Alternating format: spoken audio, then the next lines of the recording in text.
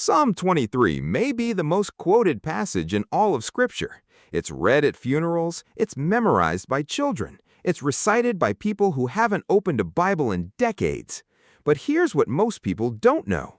David, the man who wrote this psalm, was not writing it from a place of comfort. He was writing it from experience. David spent years as a shepherd before he became king. He knew exactly what a shepherd does because he was one. And when you understand what shepherding actually looked like in the ancient world, this psalm stops being a sentimental poem and becomes one of the most personal, specific, detailed descriptions of God's care for His people in all of Scripture. Let's read it together. Verse 1. The Lord is my shepherd, I shall not want. This is the thesis of the entire psalm. Everything that follows is just the proof. The word shepherd in Hebrew is ra'ah. It means to tend, to pasture, to feed, to lead. A shepherd in the ancient world didn't just watch the sheep from a distance. He lived with them. He slept near them. He knew each one by name. He went ahead of them to find safe ground. I shall not want. The Hebrew is lo xr. I will lack nothing. Not I will have everything I desire. I will have everything I need. That's the promise. The Lord is tending you, and under His care, nothing necessary will be missing. Verse 2. He makes me lie down in green pastures. He leads me beside the still waters. A sheep will not lie down unless 4 conditions are met. It must be free from fear, free from tension with other sheep, free from torment by insects, and free from hunger. When a sheep lies down, it is completely at rest, vulnerable, peaceful. David is saying God creates the conditions for that kind of rest, not just physical rest, the kind of peace in your soul that allows you to stop striving and simply be still. Still waters?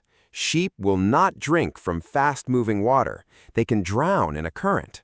A good shepherd finds water that is calm enough for the sheep to drink safely. God does that for you. Verse 3, He restores my soul. The Hebrew word for restores is shub, to turn back, to return, to bring back. It's the same word used for repentance. A shepherd would sometimes have a sheep that was cast. It had rolled onto its back and couldn't get up on its own. If a shepherd didn't find it in time, it would die. The shepherd would come, lift it to its feet, hold it steady, and help it find its footing again. He restores my soul. God finds you when you're down and can't get up. He doesn't leave you there. He leads me in paths of righteousness for His name's sake, not for your sake alone, for His name. His reputation is attached to how He shepherds you. Verse 4. Yea, though I walk through the valley of the shadow of death. This was a real place. Shepherds in Israel knew a gorge between Jerusalem and Jericho, a narrow canyon with steep walls that the sheep had to pass through on the way to summer grazing grounds. The path was narrow. Predators hid in the shadows. The sheep were completely dependent on the shepherd. It was called the Valley of the Shadow of Death. The shepherd didn't avoid it. He walked through it with them. Your rod and your staff, they comfort me. The rod was a weapon used to fight off predators. The staff was a crook used to guide the sheep, to pull them back from danger, to steady them on narrow paths. Both of them are comforting, not because they don't face danger, but because the shepherd is there. Verse 5. You prepare a table before me in the presence of my enemies. This image shifts from shepherd to host, and it's deliberate. In the ancient Near East, if someone sat at your table, they were under your protection.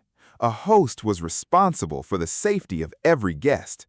To prepare a table for someone in the middle of their enemies was a declaration. These enemies cannot touch this person while they are at my table. God doesn't remove your enemies before He blesses you. He sits you down and feeds you right in front of them. You anoint my head with oil. Shepherds anointed their sheep with oil to protect against insects and heal wounds. Hosts anointed their guests with oil as a sign of honor and welcome. My cup runs over. Not just enough, abundance, more than you can contain. Verse 6. Surely goodness and mercy shall follow me all the days of my life. The word follow here is the Hebrew word radas. It doesn't mean to trail behind loosely. It means to chase, to pursue, to hunt. It's the same word used for enemies who pursue someone. David is saying, goodness and mercy are not occasionally available to me. They are relentlessly chasing me, every day, all my life. And I will dwell in the house of the Lord forever. The psalm ends where it began, with dwelling, with staying, with remaining in God's presence. This is not about a physical building. It's about the posture of a life permanently oriented toward God. What this psalm is really about. David wasn't writing poetry when he wrote Psalm 23. He was writing testimony. He had been the shepherd, and he knew what shepherds do for the ones in their care. And he looked at his own life and said, that is what God has been doing for me. Whatever you're walking through right now, whatever valley you're in, whatever enemies are around you, whatever feels like too much, you have a shepherd. He is not absent. He is with you. He has his rod and his staff, and goodness and mercy are chasing you down. Drop a comment and tell me which verse of Psalm 23 means the most to you. And follow the channel. We do this kind of deep dive every week.